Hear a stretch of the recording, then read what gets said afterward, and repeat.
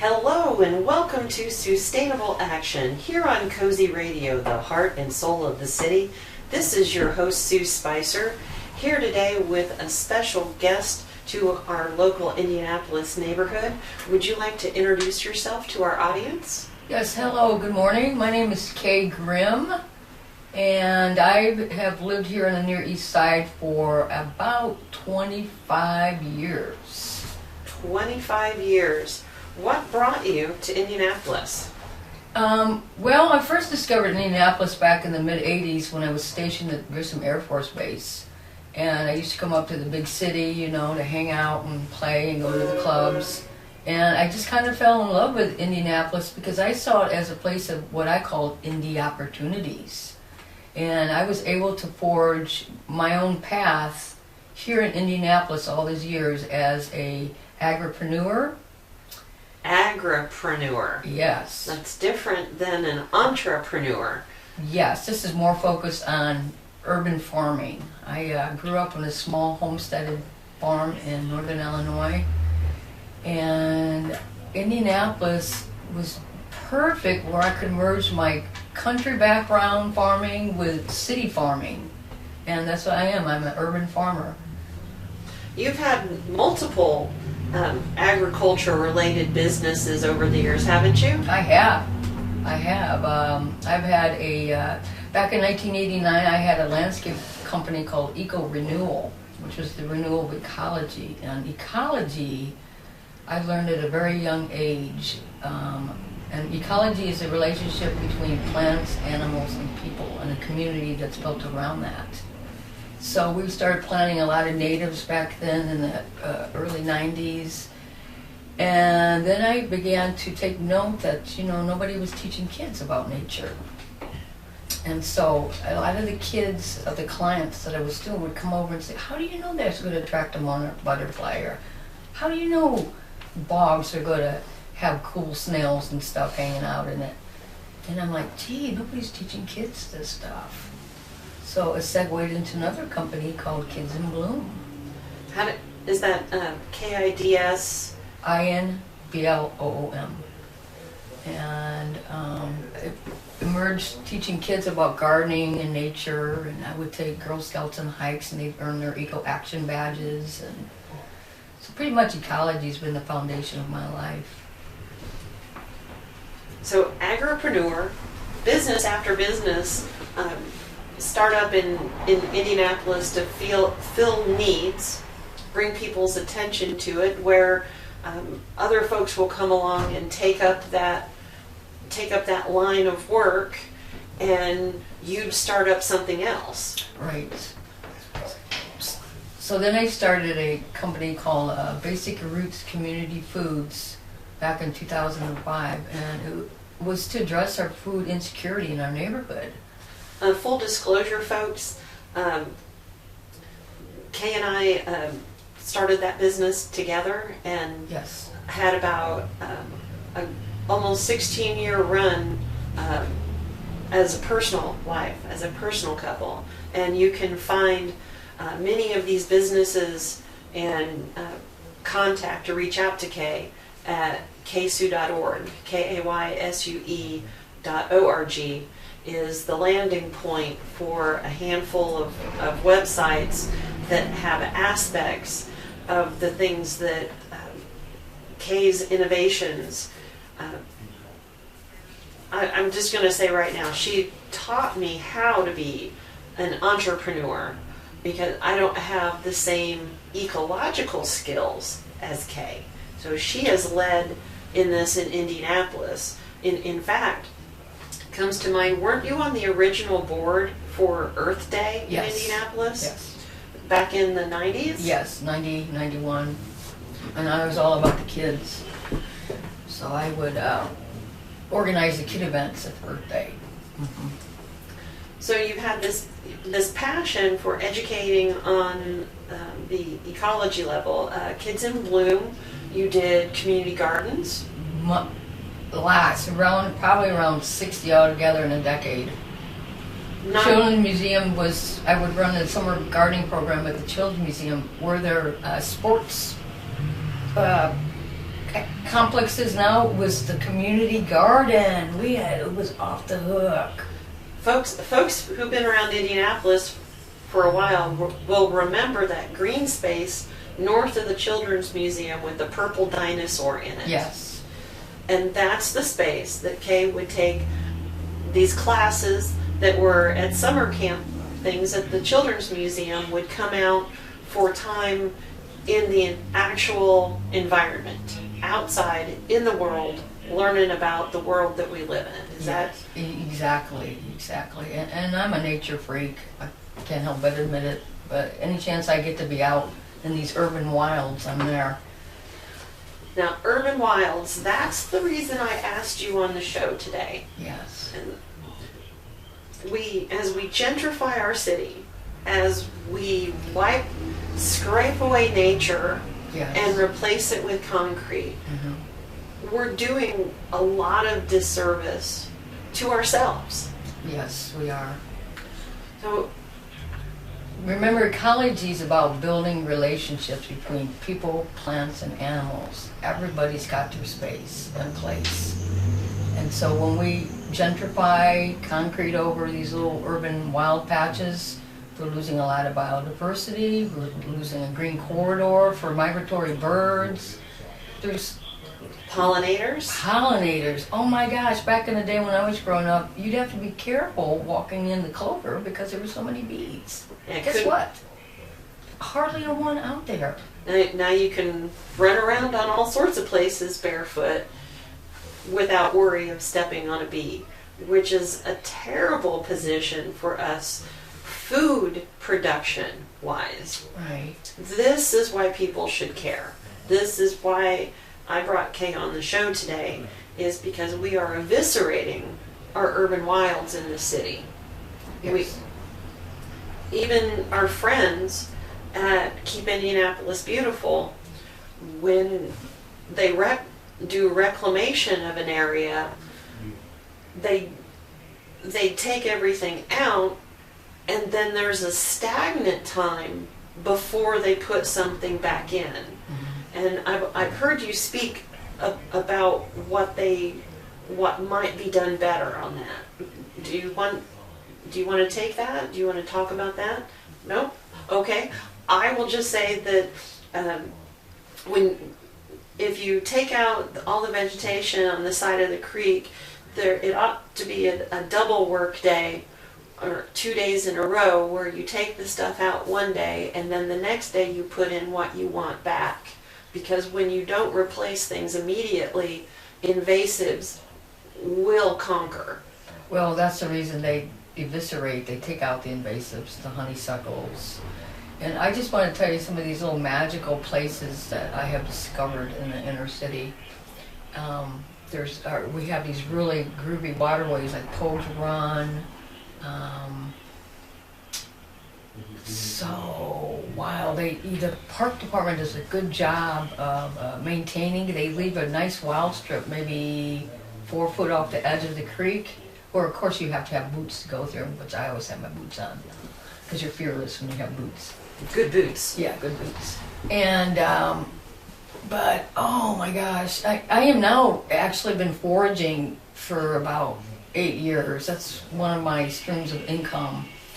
And I have found the most magical things: wild fruits, grapes, plums, persimmons, pawpaws, berry apples, berries. I start foraging actually in February when winter creasy comes up.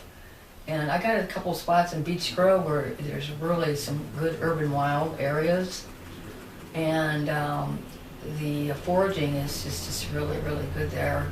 But I've noticed after going back to these spots year after year that gradually they're getting overtaken with invasives. And so someday they too will be gone. But we let the thistle go to seed. I don't know why nobody really bags that up. As long as you bag the seed heads up, it's not going to spread, but it's taken over. Okay, so let's back that up a little bit. Okay, so foraging, for those who might not know what that is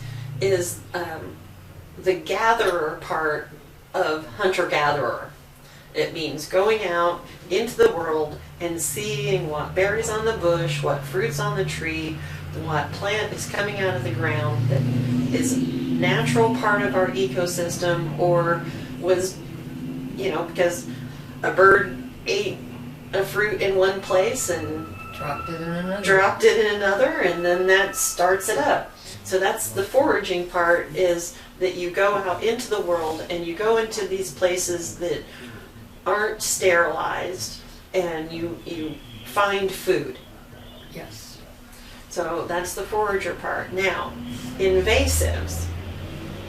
Invasives for our listening audience is plants or animals that they're not natural to your current ecosystem. Yeah, and I describe them as opportunistic. So they're opportunistic plants and animals. Yes. If anyone is driven to Florida, kudzu is an example of an invasive. Now, the interesting thing for me about invasives is that they have a purpose, but as a society we have gone away from those purposes. Right. For example, the Seminole Indians used kudzu as rope. And also it's a medicinal herb too, from the root. So when you stopped taking out the root for medicine and pulling down the vines to make rope to work, suddenly it's out of control, doing what it does, self-propagating. That's propagating. Thank you. Self-propagating and getting out of hand because we're not using it for its best intended uses. Right. So thistle. So thistle's got this beautiful flower that the pollinators love, and it's just really full of a lot of pollen. But then you let it go to seed. The seeds spread by the wind, and then it carries to other places where it sets foot, gets hold, and then it eventually just chokes out. So to combat that, on the thistle, what do? You want this pretty flower to encourage pollinators in your space. How do you keep them from getting out of control? They're an invasive. Yeah, you have to bag the seed heads. And I always thought when I get older, 70s, 80s, I'll be one of these little citizen scientists that will go around and help kind of keep these invasives in check to preserve our little natural wild areas. So by bagging them, what I've witnessed is Kay will take one of those grocery store handle sacks and lift it up and over the head gently and tie it off and clip the head of the plant off, and that's all you need to do. The rest of it will fall into nature. But when you bag it, you keep the seeds from going. Right. How soon can they bag thistle, for instance? After they're done blooming. So as soon as that bloom is gone, you go out there, bag them, and cut their heads off. Right. So I have a 3/4 acre fruit farm here on the Near East Side, and Fruit Loop Acres. And I have a wild lot. It's an urban wild, and I call it the Pollinator Project lot. And so I got beautiful, goldenrod and the native asters. There's also a lot of fruit in this lot. But I went out here after they got done blooming and bagged up all the goldenrod seeds, because there's enough going to escape anyway. You're going to get more, but that keeps it in check from getting out of control. Same with the burdock. Burdock, beautiful blooms. Pollinators love it. You want to keep it in check. After everything's done blooming, just bag it up and burn it. Burn them. Yeah. They won't float away. No. But since our trash is incinerated, I just put it in the trash tote.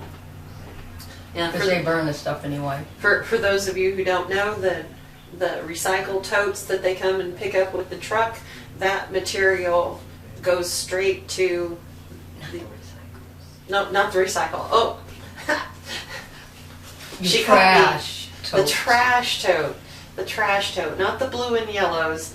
The gray trash totes. Those go straight to the incinerator to create energy for Indianapolis. Yes. So don't put TVs and electronics in there, No. people.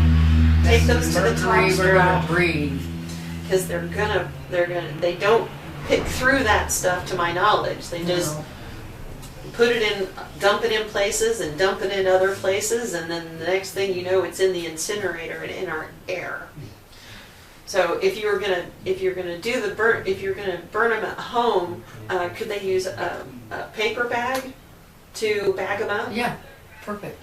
So that way they could just toss the whole thing in. Yeah, but what I'm trying to say is we need these little urban wild areas because, okay, so you know that it's invasive, but like I said, you just keep it in check by bagging those seed heads. But still, when those blooms, because the bees are privy to native, that's what they know are the native plants. Your thistle, your burdock, your asters, goldenrod, all that stuff. And if you think you're planting flowers, or, you know, landscaping pretty your house, oh, I'm bringing in pollinators, and well, no. They're native. They're native pollinators. They're looking for native plants. Well, honeybees are really adaptive, but there's only so much pollen available on those pretty flowers. So, like when the goldenrods bloom, you can literally smell goldenrod coming out of the hives because they are just stocked up in that goldenrod and this beautiful honey. Yes, So- we got hives too. Yes, so beehives at Fruit Loop Acres, you sell comb honey, Mm-hmm. and you sell the food that you forage. Yes. You've supplied many of the restaurants that people know and love in Indianapolis. You've worked with a lot of the chefs. Like Beholder, he likes to, like this summer I found this pristine cattail area. Now if you don't know about cattails, there's 3 seasonal eatings out of a cattail, okay? So it was so magical. With this spot in Beach Grove, I'd go over there and collect the pollen from the cattails, and it was so much fun. I get it all over, and it's so yummy. And Jonathan from Beholder bought the cattail pollen and used it in some specialty dishes. But I'm really glad there's support out there for these wild foragings. And there are, I've personally witnessed other foragers come to Kay to see, get her insight on what to look for, how to look for it, where to find different items. And then, again, I brought you on today because Indianapolis is at war with our ecology. And I want your insights on, you know, when you started foraging, have we lost ground? Have we, do you have the same number of trees? Do you have the same No. spots that you can harvest from? No, but just to mention, I actually go back to the 70s when Ewell Gibbons was my teacher, and he was master forager, and I grew up in 140 acres with a creek, and I used to go down there and forage and cook crawdads over fires and all sorts of, eat bare wild grapes, and so it's really in my blood to do this. And I have what you call this loop of fruits here on the inner city loop. And yes, indeed, a lot of these trees are antiques because at one time this was farmland of Indianapolis. So can be found lots of old varieties from plums to apples to peaches even. Oh my goodness. But as gentrification is occurring, the vacant lot or the vacant house where I was foraging these from, now first thing they do is cut the trees down. We were picking a peach at the end of May, okay? Peach tree. That's early, isn't That's it? very early. It was, and you got to remember, the city's got its own kind of microclimate. We got a heat dome because of all the All the concrete. Concrete. So, Different growing seasons. yeah. So we have a really great gene pool of these fruits that can survive like that. And like I said, though, it got cut down. They also had a really old Concord grape they cut down, but guess what? I was able to dig out the roots, so I replanted it in one of my lots. That's what I try to do, but... So you've been doing plant rescue for a long time. That's yes. really what's propagated Fruit Loop Acres, isn't yes, it? For the most part. Right, yes. So if you have an eye for fruit, you would notice pawpaw trees on the Near East Side. You'd notice the pears, the peaches, the plums, the apples, the grapes. If you're paying attention. Right. And remember, this is growing without no sprays or chemicals because of the biodiversity that still exists.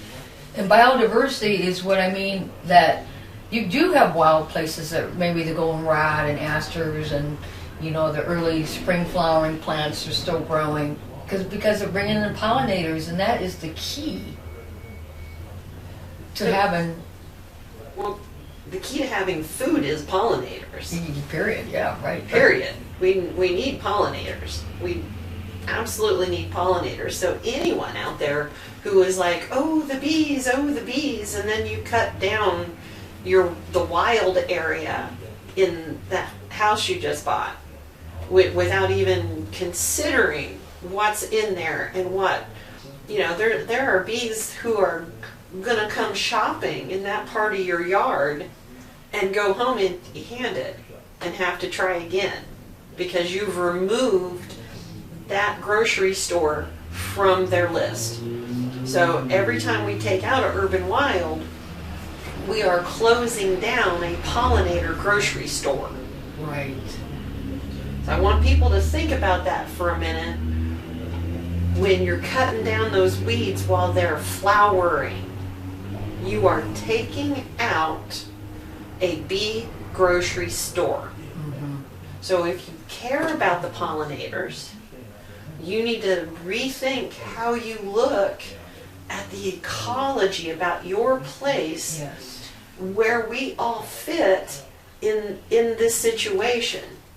Because if we don't take personal responsibility and take into account nature in our personal actions, then we might as well just give up now. Yeah, and one thing you could change your mindset by not calling them weeds. Yeah, because weeds, a lot of people are not in touch with anything green. So, like you come to Fruit Loop Acres, you'll be like, oh my gosh, it's so green. It's just so many different greens. During the summer, you can't hardly see the house. It's a jungle, a fruit-bearing jungle.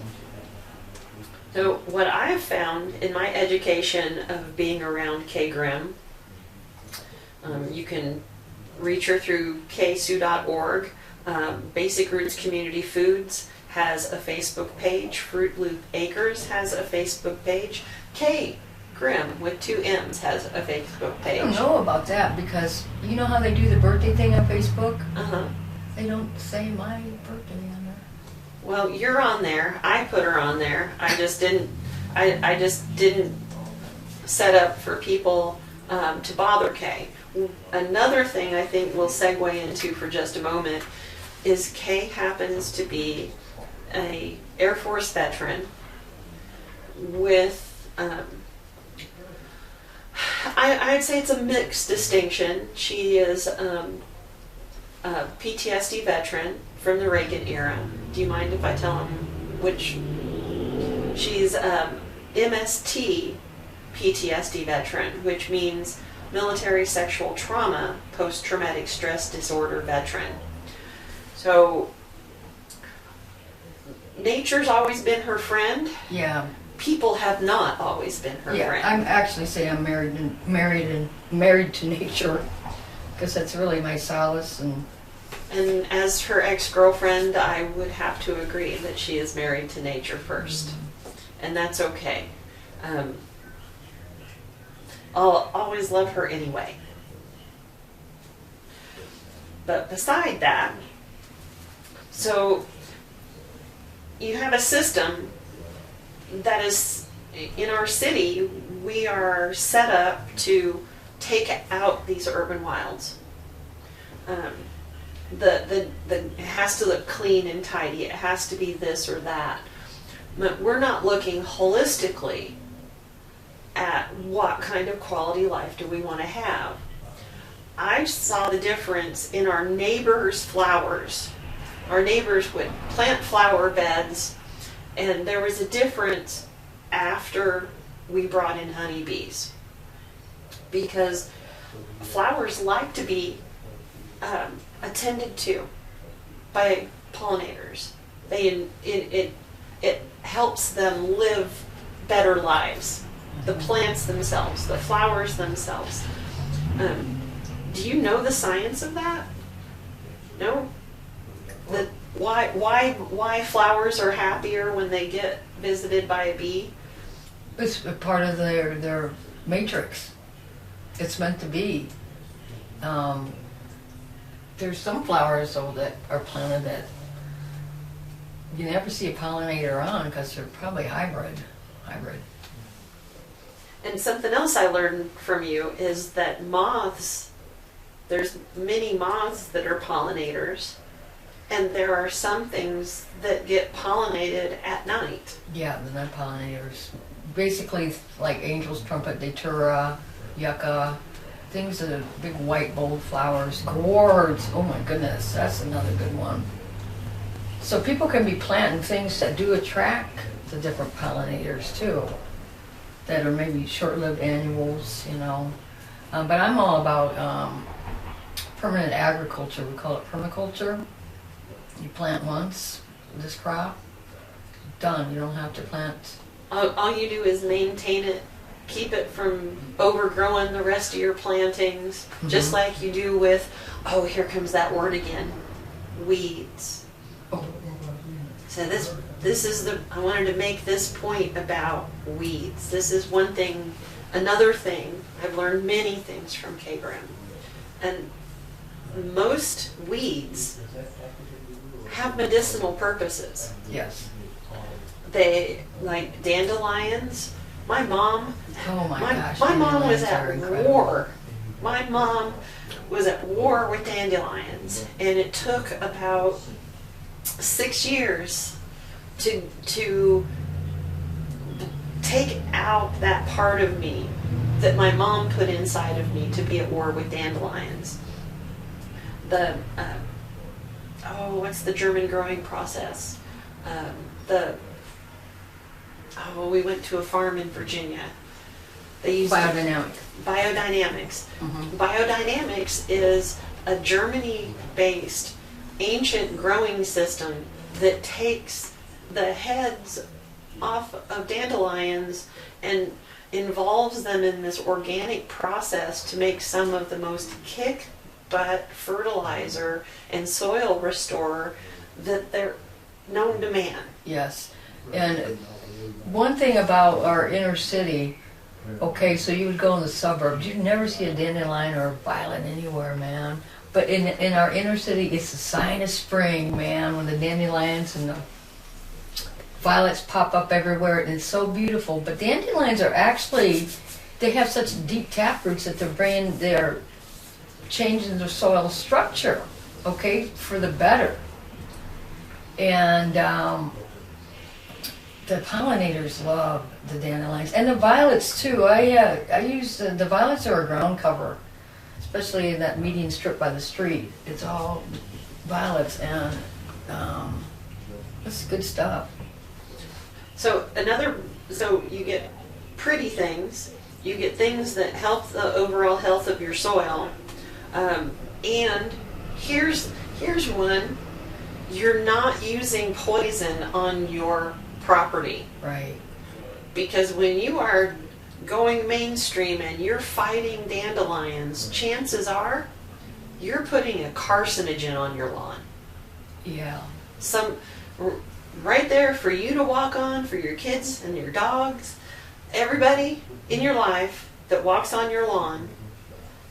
If you spray for dandelions, you're rolling the dice on your cancer lot in life. Yeah, I did it. After I got out of the Air Force, I did a stint with the Virginia Department of Forestry.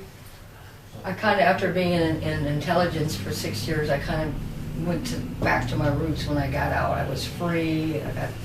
So I did this stint, and Roundup had just first come out. And they told me, I remember before, oh, it's so safe, you could drink it, right? So I'd be out there, spraying the pine plantations. Well, it was all about the paper trees, the loblolly pines out in Virginia. And I'd have to spray like the locust trees, which is another beautiful flower in the spring. But I'd be out there in a tank top and shorts, spraying above my head, all over, you know. Eventually, it caught up, the poisoning of my body broke down, and I was lucky to have known some holistic healers in the city that helped me through this year-long detoxification process. But people, they just use that so readily. I mean, I have a neighbor contrast with my greenery, and then my neighbor across the alley sprays with Roundup, and it's dead, brown. There's no life to it. I don't understand our culture's fascination with poisoning things, because when you poison your environment, you are poisoning your environment. Remember, ecology, it's your relationship with yourself, the plants, and the animals around it. So I'm going to take a moment here. This is Sue Spicer with SueStainable Action here on Cozy Radio, the heart and soul of the city. If you're listening today, you went to audiorealm.com, typed in Cozy with a Z into the search engine, and pressed the listen icon. I want to do a shout out to a phone bank for Bernie Sanders this Saturday, November 30th. From 10:30 a.m. to 8:30 p.m. Come for some of the time or all of the time. Bring a laptop or a tablet, and if possible, a bilingual friend.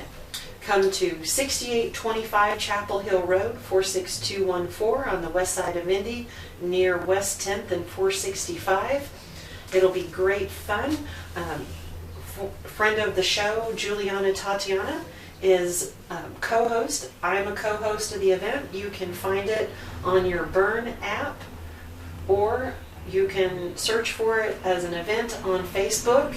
It'd be fun to join us. We'll be calling folks to educate about Bernie Sanders, who I happen to be a Bernie bro since 2015, known of him much, much longer. We are here today with Kay Grimm, board member of Willard Park of Holy Cross Westminster Civic Alliance, entrepreneur, agra-prenuer, and we're talking about urban wilds. So what would you have the city do? Well, let's go to our little city parks here in the neighborhood. They do a really good job of maintaining, and the wild part is the part you really want to get into, where you have to wear boots or wade through the creek to get to certain spots. Because they maintain where they mow, you're not going to find anything. So you really have to get out there into the wild area. But this one particular place over by Brookside Community Center, oh my gosh, you would not believe it. We found morel mushrooms, 12 pounds of morels from right here in the city. Okay? That's right? pretty cool. Yeah, they were black. We call them black peckerheads, but black morels. So take your house about those. So a lot of times, you know, we just forage, take it right to restaurants, and yeah. There's a couple areas in Beach Grove that I want to make mention of. They're really, really special. Kind of forgotten. There's this one, probably it's only about an acre, but it does have a waterway that runs through it. And probably about 50-year-old trees.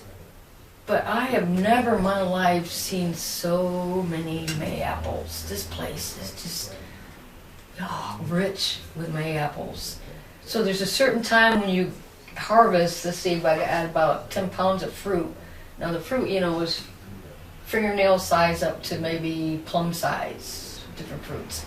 So But you really don't get a chance to get May-apples because the animals like it so much. Here's another reason for an urban wild. Look at how I could gather all these May-apples because there's nobody to eat it, so to speak. There's not the deer, there's not the raccoons that you get out in the very rural areas. We do have we don't have deer, but in general in the city, but we do have raccoons and possums. Right. It just made me think of another aspect that people don't think of with what they want to grow, and growing things in a sterile environment where you have attempting to stamp your human control over nature. You taught me about companion planting and like the Virginia creeper, what was that word? Decoy plants. Decoy plants, that's pretty cool. So growing so much fruit, you gotta think I have Japanese beetles really, really bad. I don't. Because what they love is a plant called smartweed and Virginia creeper, which is a vine, okay? Planting those two plants right there look at the grapes I got this year. They were just fabulous. And I didn't have any Japanese beetle problems at all. And they tried to come. And yeah, they do. Mm-hmm. And having ducks too help. And good foragers and under. Yeah, the ducks helped. Mm-hmm. And you have Muscovy ducks. Yes. Which is a South American land bird, mm-hmm. So they don't need a big pond, a big right. water area. They do need water, but they don't, it's more like a bathtub or a kid's tub worth of water than it is a pond. Right. And so they dig the grubs out. But if you do have them, the Virginia creeper and the smartweed is what they'll eat before they eat the fruit. Leaves. Yeah. By then, remember, bugs cycle. So by the end of that cycle, by then they're done and the fruit's spared. The other thing, I lay a lot of leaves. Our neighbors in Woodruff Place bag up their leaves nicely. And I like their leaves because there's no trash like you get here in the hood with your leaves. And so I'll lay down about 100 bags of leaves in this 3/4 acre, every square inch that I can cover. And that helps to keep the soil warmer. The grubs come closer to the surface. And you should see those ducks go, boy. Jeez. It is actually a lot of fun to watch ducks eat. The Muscovies in particular, when you can tell when they got a grub because they shake their tail feathers. Yeah, they're pretty happy. They do a wiggle. That is really adorable. Let's see, what haven't we covered? Well, I want to go back to some of these little waterways. Okay, Please. That's so important, like Beach Grove I was talking about. That little creek gets backed up so much that it's just nasty at times. And I go, 3 or 4 or 5 times, spring, summer, early fall, check on these places. And so it disturbs me that nobody's really paying attention to some of these. There's another place over in Little Eagle Creek, over off Guyan Road. It's another special place where there's a lot of beaver activity. But it gets backed up really crazy bad too. And, we got to look at our waterways. It's so important. Remember, they all run into the bigger river, okay? Are you concerned about the water quality in these creeks? I am. Mm-hmm. You see... And people dump and, all styrofoam, balls floating everywhere, just the plastics, styrofoams, the things that aren't natural that man doesn't take the time to make sure that they bring it all home, what they take out with them. Right. So that's pretty disturbing. And I do a lot of creek stomping because I got the boots. And people were like, "Ooh, you shouldn't go in the creek, nasty." But you know, I use caution. I know I can look at the water and tell what's going on. I can tell to see the sludge or the feces or whatever. I'm pretty akin to that, so I do it with caution. But I do see amazing things when you're in the creek versus on the outside of it. Yeah, and amazing, still lots of fish. And that's always a good, healthy sign. Snakes, fish, and turtles. That's amazing. We still have those things Uh-huh. in our creeks here in Indianapolis. Yes. So In the inner city. there's hope for us. Mm-hmm. So what do you want to see the city do? Just be more cognizant of it? To think Yeah. about... They have established road now, which is, what's this? Something about rescuing our waterways road? Okay. So that's a good start. Though we should have started this years ago. But hopefully we can, get some of these smaller waterways that often get overlooked, but still are a vital, healthy sign for our water, and that these two will be cleaned up. So it'd be nice if we could move away from our antiquated sewer system to Yeah. where our sewer and our rainwater didn't go into the same places. That would be an improvement. I don't know how to go about that personally, but there are people who go to school for such things, and I would hope that the city might hire people who would think of things in a more holistic way. Yeah, and maybe the kids, high school kids, would be great. I'm actually working on setting up something like that where I'd get a band of kids, we go out there with our microscopes and test tubes and do water quality tests in these different waterways. So that's kind of in the future, looking at that, kind of like a pack up and go kit. We just go right out on the spot. Now, starting in February, I believe, is when you start tapping trees on the Near East Side. Yes. So, for people who don't know what I mean, what am I talking about? As the sap rises in the spring, the sap is what makes the leaves come out and be all full. It's actually the blood, kind of what you call the blood of the tree. I tap using really simple things such as a pen, what is that called? The part of a pen for the plastic tube part of yes, the pen? And some tubing in a bucket and drill into the tree. You're not hurting the tree at all. It'll scar right over, but you got to get through the cambium layer and collects this freaking water, tree water. It is so good. And in Japan, they've been doing this for centuries. They use it as a spring tonic. So Tonic water. So if the East Siders see a bucket attached to a tree, then they should not vandalize it. They should understand that you and your group is collecting water. Yes. And different trees. You go beyond Yes. just like the traditional maple. Right. So my Fruit Loop Acres, I do about 8 trees, many of which are black walnut, heart nut. I've tried apple. They don't have a sap. Different kinds of other maples and a birch. How about mulberry? I've tried mulberry. Didn't Doesn't work give out? No. I don't know why some don't give water, but That's I'm actually going to interesting. try fall tapping, actually. Actually, I'm going to try that this coming week to see maybe the ones that don't give in the spring give in the fall, maybe. There's a thought to that. So you're an environmental scientist of your own making. Yes. You have a BA from your time in the Air Force. Mm-hmm. So you were It's called... actually a social sciences degree because I was German language. So you worked in... you translated High German back when the Cold War was in full force. Right. I signed up in seniors high school as a nuclear weapons specialist. Hello. That was not a good fit for you. No.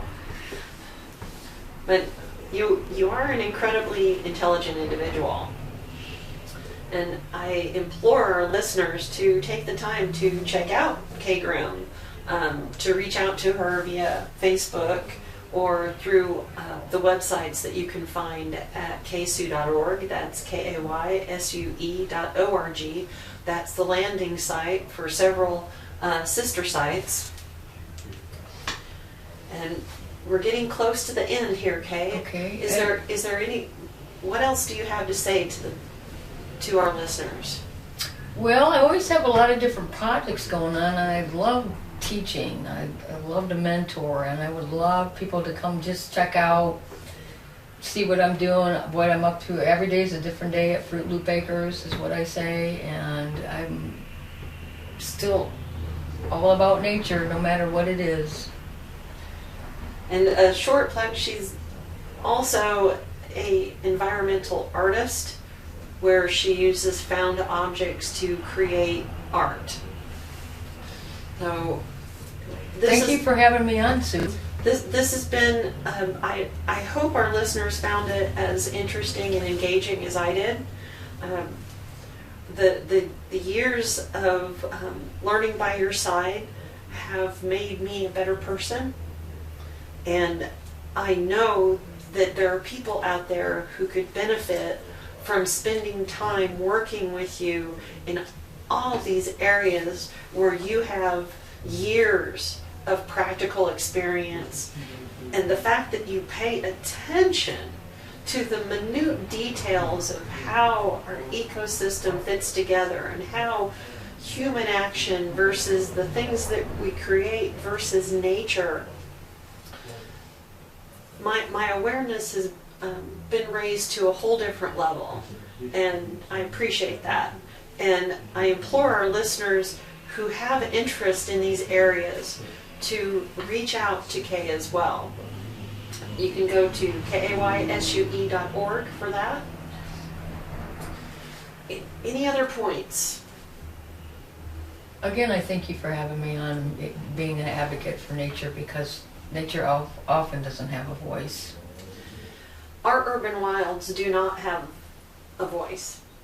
Even the people attempting to save our waterways, I don't believe have the focus on the adjoining bits of nature to understand in the entirety how that whole ecosystem has to work together. Right. And for me, what I want the city to do is involve people like you.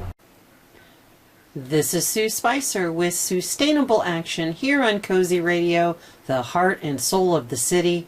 Thanks for listening.